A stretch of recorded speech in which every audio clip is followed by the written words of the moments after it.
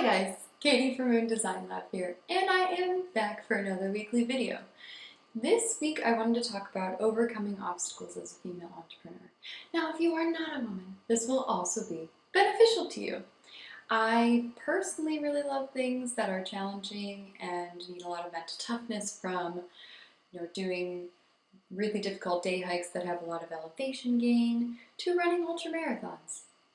Yes. And with ultramarathons, you might be thinking, is she crazy? Maybe a little bit, but I love things that really challenge me mentally and also physically. And I think doing hard things has really helped cultivate perseverance and resilience in myself as an individual and also in my business. So if you have read The Obstacle is the Way by Ryan Holiday, or the quote by Jocko Willink called Good, this is for you. Talking about all things mental toughness, overcoming obstacles, and building grit and resiliency in yourself and your business. So let's get started.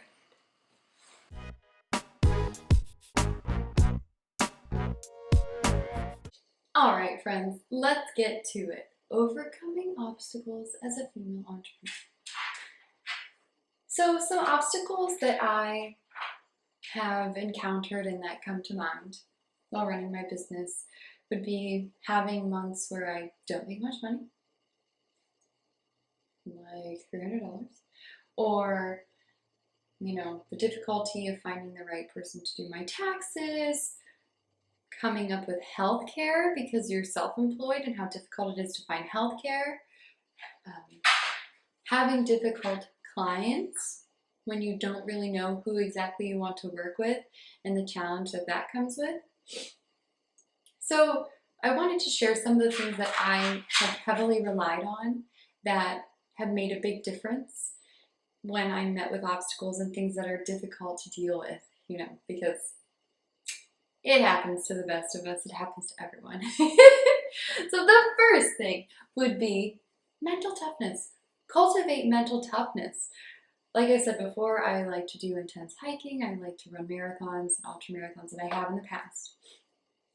And by doing these extreme physical feats that depend on my mental toughness and my self-talk to overcome what my body is feeling physically, has helped dramatically with running a business. I can say that for sure. I can feel, I can deal with things that might be difficult for other people to deal with because I have that mental toughness cultivated from challenging things that I've done. So I would encourage you each day, or at least at the least once a month, to do something that is hard for you and challenges you mentally.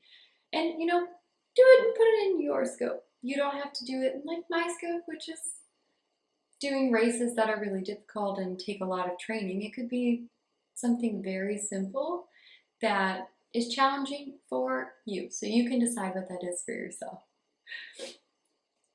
Another thing that has greatly helped me with running my business is the fact that I'm extremely self-reliant and independent. This has been such an asset for being a woman who owns a business, for sure, because I pride myself on being independent and able to take care of myself and do what has to get done. And things that you can do to improve your self-reliance is, doing things alone. That could be going out to eat, going to sit at a coffee shop alone, and just feeling what it's like to only have yourself there and to only be able to rely on yourself. I think traveling alone is an excellent teacher. I find that is one of the best teachers because you have to problem solve and troubleshoot if something comes up and you're alone. I am not saying to not ask for help when you need it, but to be able to know that when something hard comes your way, you can rely on yourself to take care of it and do what has to get done. It is, I think, even more difficult for women to,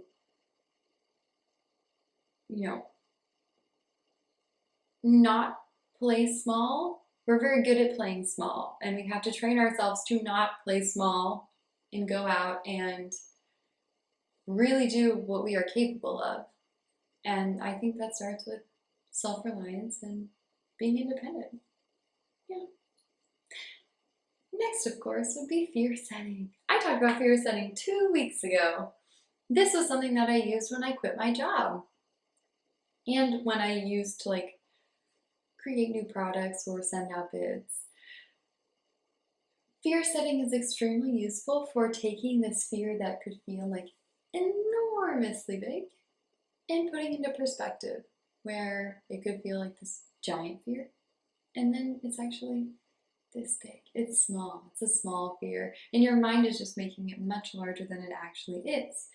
So by doing the fear setting exercise, which I'll do, you can really take that big thing that you're afraid of, really understand the different aspects of that fear and the different outcomes, and then be able to take action and do something. So not be paralyzed by the fear that you're feeling from a particular action. You'll actually go do it.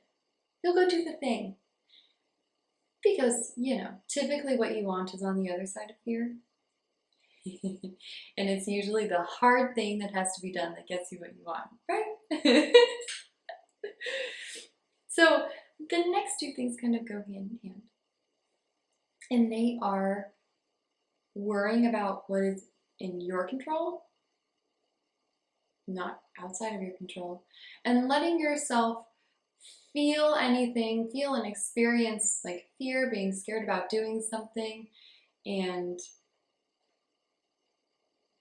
I guess frustration would be good in there, because there are some things that you will encounter that are extremely frustrating. No, it is not always super fun to be a business owner. It can be extremely challenging, but most days it is. So, firstly, practicing focusing on what is in your control. There are so many external factors that could impact your day or your business. It is not worth worrying about them. You have to take control of what is yours, what you own, like how you communicate with your clients, the type of work that you do, the type of products that you make, the quality of your work. All of those things come from you.